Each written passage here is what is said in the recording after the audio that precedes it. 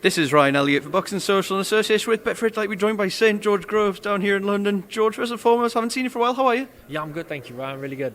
That's good to hear. Now, just speaking to you off camera there, you just finished up your tour with Froch there. You came back from Glasgow. Just a bit of reflection on what's it been like doing that side of things. You enjoyed it? Yeah, no, I love it. So, I do a variety of talks now, but these ones with Carl have been good fun because, it's humbling still to meet people who were so invested in the rivalry, in the story, in the narrative, and we get to give our accounts of what happened, and we tell a few behind the scenes stuff, and sometimes Carl will say something and I'm thinking, hold on, I'm left scratching my head, and vice versa, but I'm learning more and more about Carl, and likewise him about me. I think we got about 8 or 10 shows out of the way, and there's been some real interest. We might end up doing a few more next year as well. So we get Christmas out of the way, and any announcements from Boris if he wants to keep us all indoors, fucking miserable. But other than that, it's been great. You lived through them. You fought Wembley Stadium. I'm sure you were aware at the time how big that rivalry was for this country. But was it a pleasant reminder when you got to meet all these people as to just how significant this was for British boxing? Yeah, no, I mean it's great.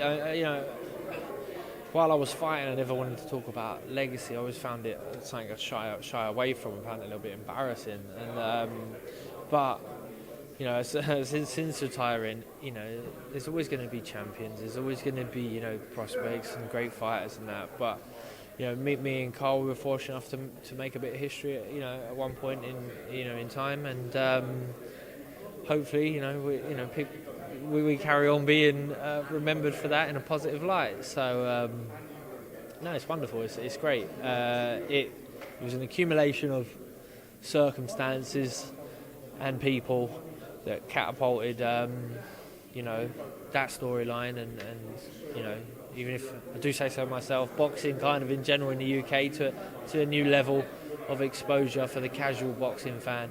So, it's great. It's lovely to meet people who, and you can tell, like we meet them for a photo before it starts, and then they come and they shake both our hands, and sometimes I can see them whispering something to Carl, and I think, what's he telling him? Or they'll come up to whisper to him and go, I thought he robbed you in that first fight. I was always on your side, and I go, thanks, mate. I'll make sure you get looked after. Go on, you sit at the front.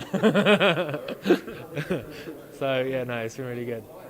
As people can see on the backdrop behind you, we are here for Khan-Brook, February 19th. Been a long time coming, better late than never. I think so. I really do think so. Some fights get talked about and you think they're always going to happen. I mean, for example, the rematch with me and James DeGale, both of us could genuinely say that we thought our paths would cross again, and then all of a sudden they don't. I had an exit strategy.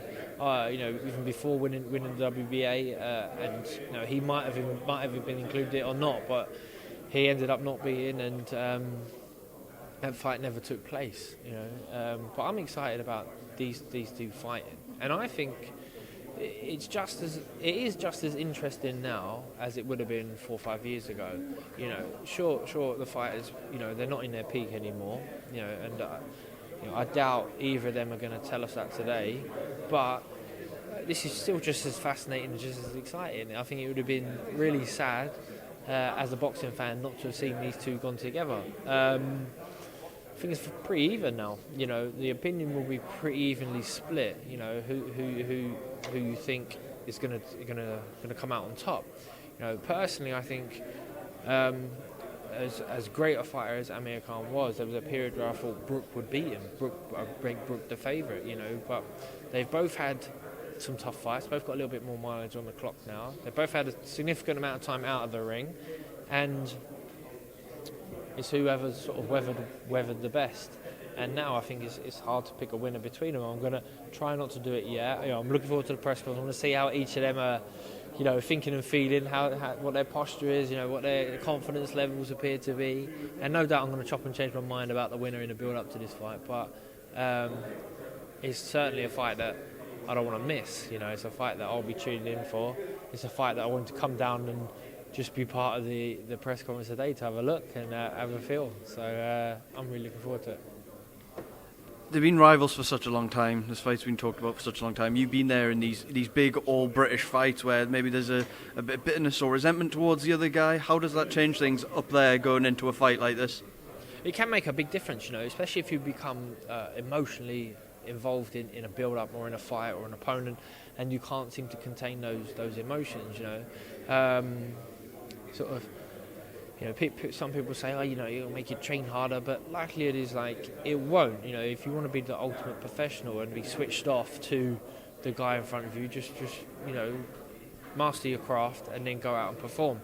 That said, I'm sure there will be that element of desperation of making sure you get that win today. You can't, of all people to lose against, you can't lose against the guy who, everyone knows, another Brit, and the fight's been spoken about for so long. So maybe there'll be just, a little bit more effort in the camp, a little bit more discipline with the diet, a little bit more investment even. You might spend a little bit more on camp, on some luxuries that might help you on fight night. So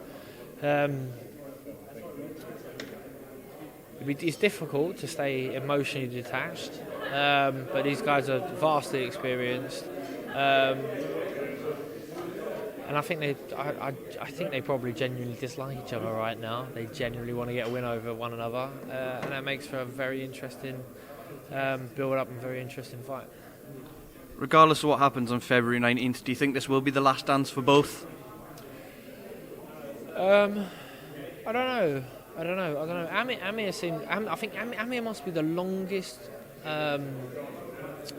reigning British professional boxer, yeah? I mean, turned pro at 17, 18 years old. He's 35 years old now. So, he's pushing on for 18 year career as a professional. That's a long time, yeah? So you wouldn't say he's ready to hang up the gloves just yet, although it kind of makes sense. Brook kind of got retired, didn't he, a little while ago, and then he had to come out and say, hold on, I'm not retired. So I think people might just assume that the winner goes nowhere, the loser goes nowhere from here. But maybe this is the fight where even the winner goes, this is the fight to hang my gloves up with, They'll soon find out, when how you're thinking and feeling in camp, and how tough it is to get to the well each and every day, to drag it out your body. But I wouldn't see a problem if both the winner and loser, retire there and then after this fight, as long as they're willing to, go out and sort of perform and show us everything. Sort of not leave it in the ring as such. Sounds like there's sinister connotations to that, but yeah, leave everything they got in the ring. Be a lovely way for both of them to go out, I think, with a big British domestic rivalry, dust up, mega fight. Last one before I let you go, George.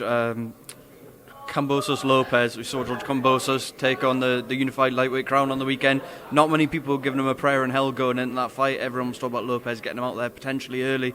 Stunning performance is why we love boxing. Yeah, no, I haven't seen it yet. I was travelling all day yesterday. I was up to Glasgow and back, so I haven't seen the fight yet. Obviously, I know the result.